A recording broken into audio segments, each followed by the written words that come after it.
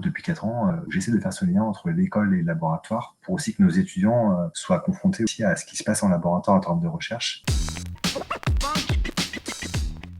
J'ai passé un concours de podo à Rennes, sortie du bac. Et du coup, il y avait un flyer glissé sur la voiture. C'est là que j'ai découvert l'ostéo et plus spécifiquement une école à Nantes. Et j'ai candidaté et j'ai été reçu. Et après, j'ai fait 5 ans dans cette école-là, plus une année complémentaire en enseignement et en recherche. Juste diplômé, j'ai intégré un cabinet dans une petite station balnéaire vendéenne. Plutôt cool, sur le port, face à la mer. J'ai passé 3-4 ans là-bas. Et après, on a déménagé pour des raisons professionnelles par rapport à ma femme. Et on s'est retrouvé à Poitiers. Et à Poitiers, j'ai effectué une deuxième collaboration. Donc, j'avais 2-3 jours par semaine au cabinet. Et le reste du temps, j'avais du temps libre. Donc là, j'ai repris un master en bioméca, plutôt pour faire de l'enseignement et puis pour continuer un peu à me former, en tout cas dans ce domaine-là. Ce master m'a amené à faire un stage au sein du CREPS à Poitiers, dans un laboratoire associé qui était le CAIPS, qui fonctionnait avec un laboratoire au Futuroscope qui s'appelait le Robios. Et de fil en aiguille, du coup, j'ai fait mon stage sur pathologie de l'épaule, prévention des risques de blessures au niveau de l'épaule, natation, très sympa, avec un gros volet blessure, donc c'était vraiment bien et appliqué par rapport à la clinique, donc c'était cool. Et après, il y avait une offre de thèse,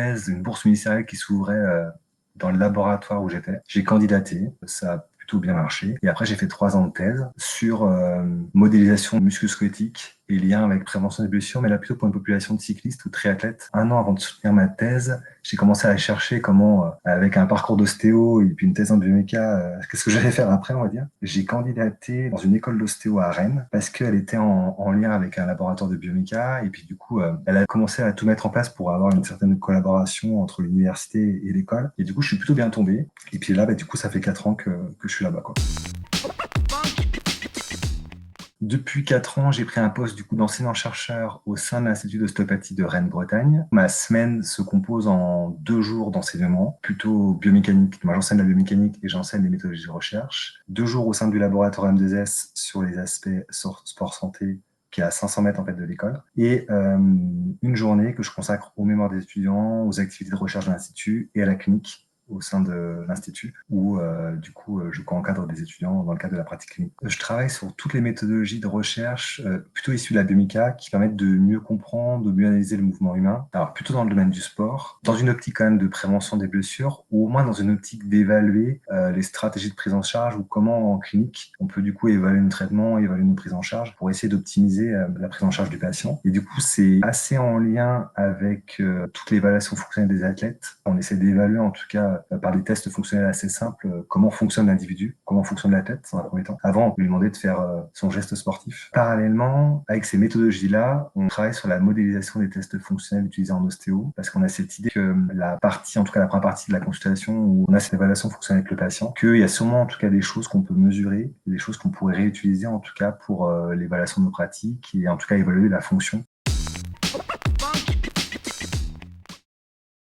On a mené en fait un projet de recherche depuis 2 ans avec Paul Vaucher notamment et plusieurs collègues sur l'évaluation biomécanique en fait des tests fonctionnels utilisés en ostéo. En gros, l'idée c'est de faire un pas en arrière, observer ce qui se passe et mesurer comment l'athlète ou le patient effectue le mouvement à partir d'un mouvement qui n'est pas forcément un mouvement que lui connaît, et comment en fait il adapte ses stratégies et comment il réalise le mouvement et comment on pourra en retirer des informations qui seraient intéressantes pour la prise en charge clinique. Sur les informations qui sont issues des tests, les méthodologies actuelles nous permettent en tout cas d'avoir une autre vision en fait, ces tests-là, encore des choses qui n'étaient pas forcément perçues directement par l'œil du praticien. Peut-être que ces méthodes-là, qui sont moins spécifiques et plus globales, pourraient être utilisées pour l'évaluation de nos pratiques professionnelles et d'avoir en tout cas un feedback pour checker comment évoluent nos traitements, quoi. Imaginons que c'est sur des cyclistes qui pédalent, qui viennent pour analyser le mouvement de pédalage, mais qu'en même temps, ils souffrent de lombalgie récidivante. Tout ça peut très bien être le moment, en tout cas, de voir un peu comment ça bouge avant qu'ils soient sur le vélo. L'un des grands objectifs, notamment en vue des JO 2024, pour les athlètes en tout cas, c'est de faire du lien, pas du lien avec la clinique.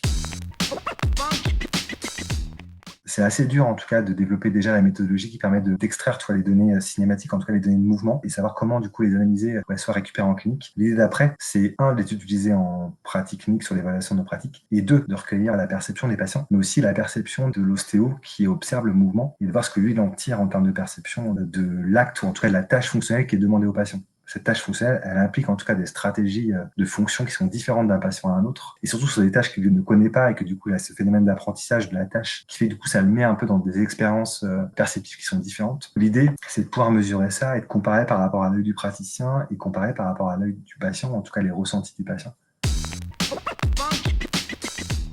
On a pas mal réformé l'enseignement de la bioméca. Ça amène maintenant à des étudiants de P3 ou P4 dans leur mémoire à faire des études un peu exploratoires avec des systèmes d'analyse du mouvement qui sont beaucoup plus simples et beaucoup plus adaptés, qui permettent de répondre à pas mal de questions, en tout cas que les étudiants peuvent se poser quant à l'impact du traitement ostéo. L'idée, ce serait aussi d'avoir une lecture secondaire de l'interprétation des tests, comment ils étaient enseignés à l'époque. En gros, si je prends des tests comme le test de Mitchell, le test de la Comer, par exemple, un test qui est assez classique, en fait, qui est enseigné dans beaucoup d'instituts, mais qui est peu utilisé, je pense, en pratique clinique. Malgré tout, c'est un test, en fait, qui met le patient dans une situation où il a un fonctionnement lombopelvien qui mobilise son bassin en 3 dimensions. Et du coup, c'est assez intéressant de voir les interactions qu'il peut y avoir entre le bassin et les lombaires dans une cinématique qui est complètement opposée. Les patients mettent en place des stratégies qui sont complètement différentes en fonction de la situation, en fonction de la capacité à appréhender le test. Et du coup, ça met en lumière des profils complètement atypiques et des profils qui sont très proches les uns des autres, avec une reproductibilité du test qui est plutôt assez bonne entre les sujets. Du coup, la fiche de lecture peut changer complètement pour les étudiants. C'est-à-dire qu'il y a la fiche de lecture classique qui est le test doit être interprété de cette façon-là en mettant vos pouces à tel endroit. Et il y a la deuxième lecture du test qui, en tout cas pour moi, est plus intéressante, qui dit aux étudiants, attendez, faites un pas en arrière, observez le mouvement et essayez d'analyser ce qui se passe. Et si possible, essayez d'analyser et de mesurer ce qui se passe. Et à partir des mesures et de leur observation, d'en avoir une interprétation qui peut être complètement différente.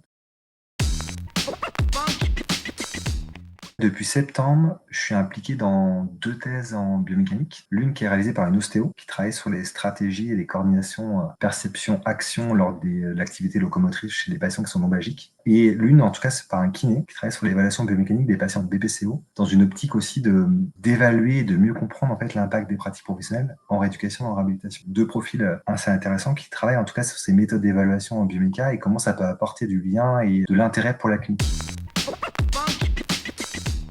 Depuis 2 ans, on s'est beaucoup focalisé sur le complexe lombo-pelvien en termes d'analyse du mouvement. Et du coup, là, l'idée, c'est de présenter, en tout cas pendant le webinaire, les méthodologies actuelles qui permettent d'analyser le mouvement et d'en ressortir, en tout cas, des informations qui sont intéressantes et évaluables du point de vue scientifique. Et à partir de ces paramètres-là que l'on mesure, de pouvoir identifier certains profils, en tout cas, de patients qui ont des fonctionnements différents par rapport à des tâches fonctionnelles qui sont très en lien avec les tâches que l'on demande, en tout cas, lors des tests globaux que l'on fait en pratique clinique, qui nous permettent, nous, en tant que praticiens, d'en ressortir des informations intéressantes, parce que du coup, elles traduisent un peu un fonctionnement global de l'individu. Les méthodes actuelles nous permettent, en tout cas, d'en extraire des données qui sont utilisables aussi pour l'évaluation avant et après traitement. Globalement, en fait, c'est se poser la question, comment comprendre tout ce que le praticien il met en place dans sa pratique clinique et dans son diagnostic ostéo, et comment il arrive, en tout cas, à partir des informations qui sont visuelles, perceptives, en lien avec le toucher, et ainsi de suite, il arrive, en tout cas, à créer, en tout cas, ou à proposer une stratégie thérapeutique qui lui convient, en tout cas, qui lui semble juste, qui semble adaptée pour le patient. Et l'idée, en tout cas, serait aussi de faire prendre conscience aussi aux patients, à partir de ces tests-là, ces tests fonctionnels, de qu'est-ce qui a changé entre le début et la fin de la séance, d'essayer un peu de faire du renforcement aussi